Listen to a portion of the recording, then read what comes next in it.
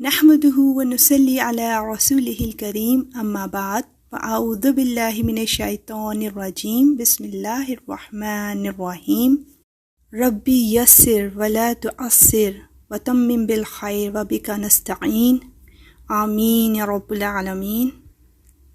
السلام علیکم dear viewers and listeners. ماشاءاللہ جو آج ہماری سٹوری ہے اس کا نام ہے ہزاروں مردے زندہ ہو گئے۔ سورہ بقرہ کی آیت 243 میں یہ واقعہ بیان ہوا ہے، جس میں اللہ سبحانہ و تعالیٰ فرماتا ہے، کیا تمہیں ان لوگوں کا حال معلوم نہیں ہوا جو موت سے بچنے کے لیے اپنے گھروں سے نکل آئے تھے اور وہ ہزاروں کی تعداد میں تھے؟ چنانچہ اللہ نے ان سے کہا مر جاؤ، پھر انہیں زندہ کیا۔ حقیقت یہ ہے کہ اللہ لوگوں پر بہت فضل فرمانے والا ہے، لیکن اکثر لوگ شکر ادا نہیں کرتے۔ بے شک یا رب العالمین، ہم یہاں تیری ہر اس نعمت کا شکر ادا کرتے ہیں جو تو نے ہمیں عطا کی ہے، الحمدللہ۔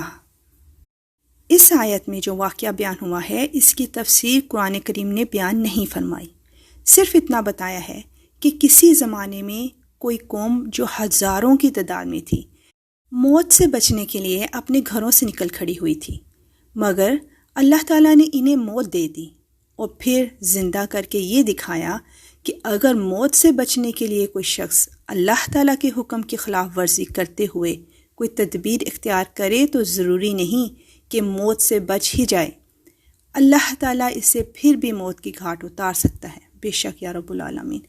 یہ لوگ کون تھے؟ کس زمانے میں تھے؟ وہ موت کا خوف کیا تھا جس کی بنا پر یہ بھاگ کھڑے ہوئے تھے؟ یہ تفصیل قرآن کریم نے بیان نہیں فرمائی، کیونکہ قرآن کریم میں جو واقعات بیان ہوتے ہیں وہ کوئی سبق دینے کے لیے ہوتے ہیں، لہٰذا اکثر ان کا صرف اتنا حصہ بیان کیا جاتا ہے جس سے وہ سبق مل جائے۔ سبحان اللہ۔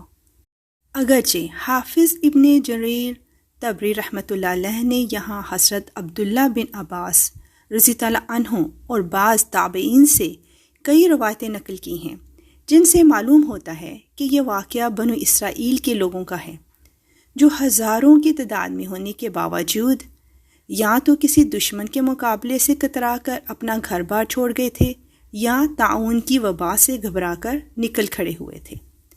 جب یہ اس جگہ پہنچے جسے وہ پناہ گاہ سمجھتے تھے تو اللہ تعالیٰ کے حکم سے موت نے وہیں ان کو آ لیا۔ اللہ اکبر۔ بعد میں جب وہ بسیدہ ہڈیوں میں تبدیل ہو گئے، یعنی ان کو مرے ہوئے ایک لمبا عرصہ گزر گیا، تو حضرت حزقیل علیہ السلام کا وہاں سے گزر ہوا اور اللہ تعالیٰ نے ان کو حکم دیا کہ اے حزقیل علیہ السلام، آپ ان بکھری ہوئی ہڈیوں سے فرما دیجئے کہ اے ہڈیوں، بے شک اللہ تعالیٰ تم کو حکم فرماتا ہے کہ تم اکٹھا ہو جاؤ۔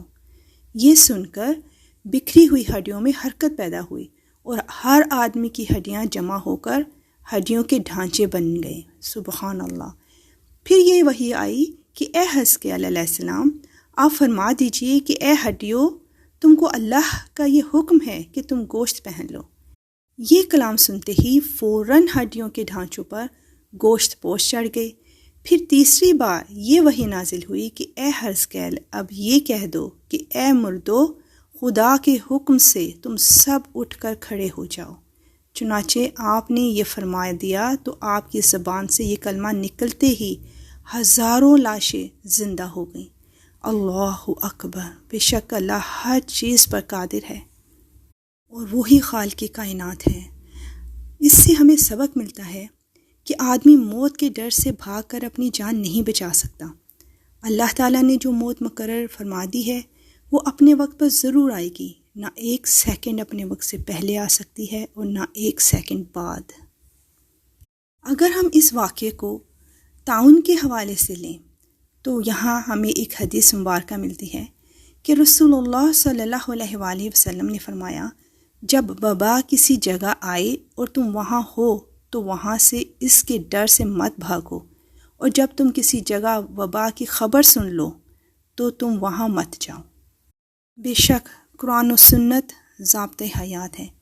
اب اس کو اگر ہم موجودہ دور میں لیتے ہیں تو یہ جو کرونا ہے، کووڈ 19، یہ بھی طاعون کی طرح کی ایک بیماری ہے، اور یہ کہنا بعید نہ ہوگا کہ جہاں سے یہ بیماری سٹارٹ ہوئی تھی، اگر وہ لوگ اسی کنٹری میں رہتے، اسی جگہ رہتے، تو کرونا ساری دنیا میں نہ پھیلتا۔ اور دوسری طرف ہمیں اس آیت سے یہ بھی سبق ملتا ہے کہ جہاد سے گریز کرنا یا میدان جنگ چھوڑ کر بھاگ جانا ہرگز موت کو دفع نہیں کر سکتا۔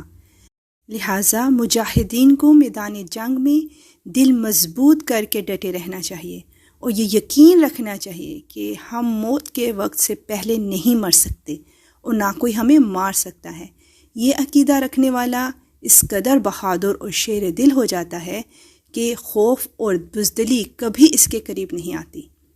اور اسلام کا بخشا ہوا یہی وہ مقدس عقیدہ ہے کہ جس کی بدولت مجاہدین اسلام ہزاروں کفار کے مقابلہ میں تنہا پہاڑ کی طرح جم کر جنگ کرتے تھے، یہاں تک کہ فتح مبین ان کے قدموں کا بوسہ لیتی تھی۔ سبحان اللہ۔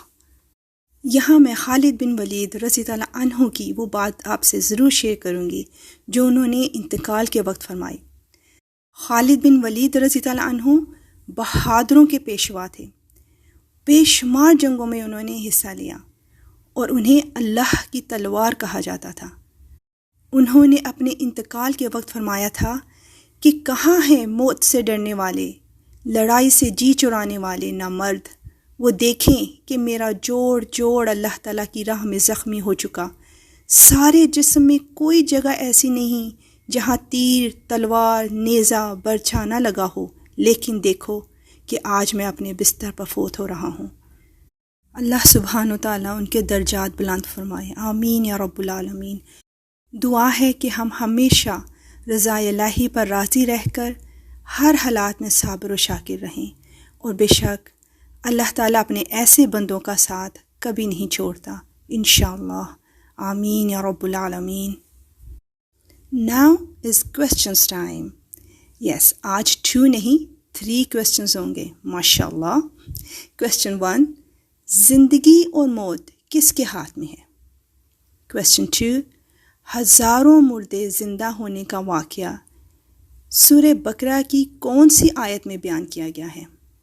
Question 3، قرآن پاک میں جو واقعات بیان کیے جاتے ہیں ان کا مقصد کیا ہے؟ I'm looking forward your lovely answers. جی، تو اب وہ پیاری پیاری نیمز جنہوں نے لاسٹ سٹوری جو کہ تھی more questions equal higher the expense، جس میں کھاؤ کا واقعہ بیان کیا گیا تھا، وہ ہیں زارا بھٹی، ڈاکٹر نور جہاں، رفت یوسف، محمد ولی، وجیحہ جبی، Fatima and Shahzadi ji. Well done every one, and جزاک اللہ خیر آپ سب کے ساتھ اور خلوص کا۔ اللہ تعالیٰ اسے ہم سب کے لیے ایز اے صدقہ جاریہ قبول فرمائے، آمین یا رب العالمین۔ وآخر دعوانا ان الحمد للہ رب العالمین، سبحانک اللہم وبحمدک نشہد ان لا الہ الا انت ونستغفرک ونتوب الیک۔ السلام علیکم ورحمۃ اللہ وبرکاتہ۔